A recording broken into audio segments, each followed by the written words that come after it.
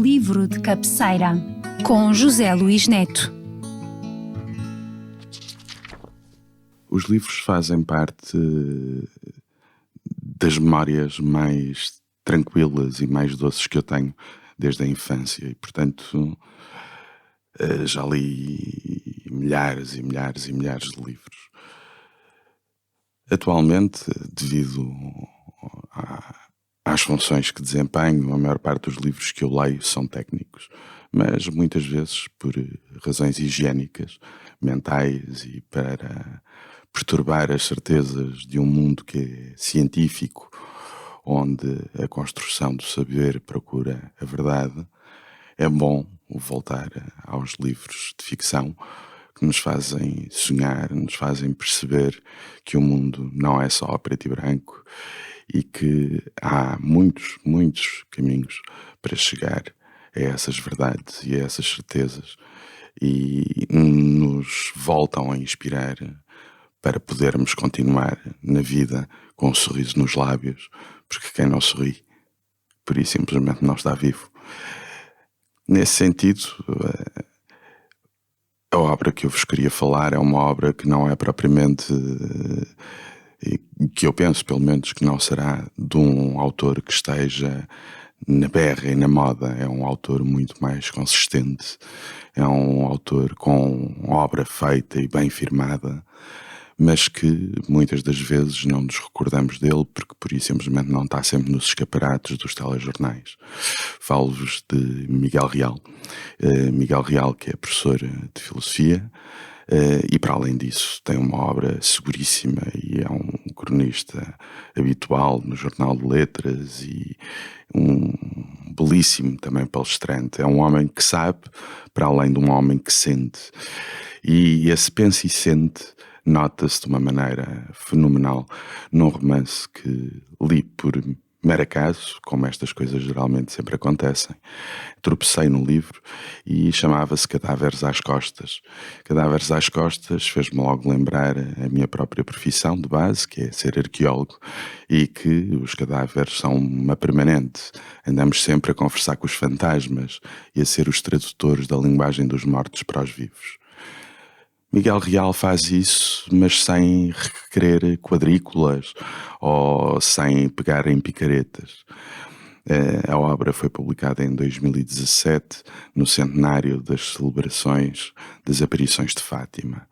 E a obra é uma obra magistral, absolutamente fenomenal, porque nos oferece um retrato absolutamente pungente sobre o país em que nós vivemos, as posturas que nós temos, as gerações que nele conflituam e estes últimos 100 anos, que está cheio, de facto, de esqueletos no armário e traz-nos algumas questões porque não resolvidas, porque fugimos delas, nos paralisam, não só a nível individual, mas a todos enquanto comunidade. Poucos romances conseguem fazer isto, fazer-nos rasgar a pele para nós percebermos efetivamente qual é o sangue que nos corre nas veias.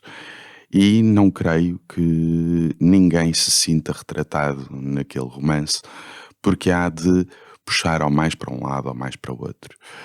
E ele de facto não deixou fantasma nenhum no armário, porque foi buscá-los a todos. A religiosidade ardente portuguesa podia ser as aparições de Fátima, como poderia ser o Senhor Santo Cristo, ou os Romeiros, poderia ser a Sãozinha, poderia ser o Pato Cruz, mas também o Sousa Martins, e portanto ele vai pegar num daqueles pontos absolutamente chave do nosso sentir enquanto comunidade. Vai buscar também outro muito, muito desagradável, que foi a Guerra Colonial, e com a Guerra Colonial vem todo o colonialismo português, vem também a utopia do lusotropicalismo português e vem também todas as formas neocoloniais que nós vamos descobrindo, não só nas relações com os palopes, mas como nas relações internas que nós temos e que foram particularmente visíveis nos últimos tempos com as pinchagens à estátua do Padre António Vieira, com a proposta de demolição do padrão dos descobrimentos, ou com os cortes das antigas colónias no Jardim do Império. Este país de barentos costumes, através da sapientíssima pena de Miguel Real, é tudo menos de barentos costumes. É de fortíssimas emoções contidas. E isso afeta-nos a todos na relação uns com os outros. E como não é tratado, como não é posto cá para fora, ele faz quase uma psicanálise do país no último século, com coisas que ainda vão mais atrás, e ele próprio chama nisso a atenção, quase que utilizando Lisboa como pano de fundo, ele vai quase à Odiceia, à cidade fundada por Ulisses, ou a cidade romana Velitas Julia Olisipo, para tentar explicar algumas das características permanentes e ao mesmo tempo imanentes a todos nós. É, como eu vos disse, um romance que está soberbamente bem escrito. É também um romance que começa com uma certa leveza, mas depois começa a ganhar uma densidade, um peso, mas ao mesmo tempo que se torna irresistível de ir com ela até ao fim.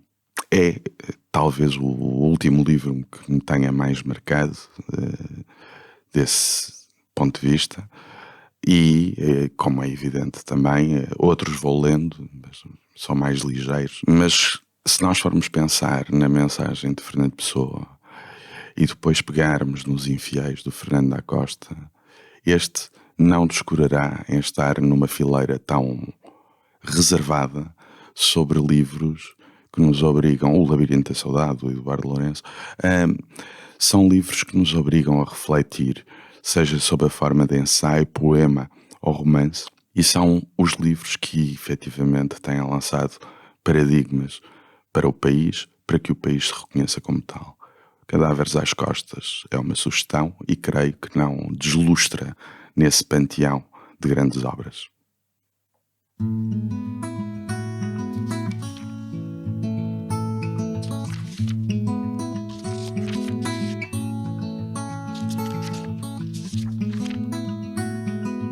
Este programa foi produzido pela Biblioteca Pública e Arquivo Regional Luís da Silva Ribeiro, em parceria com a Casa do Aço.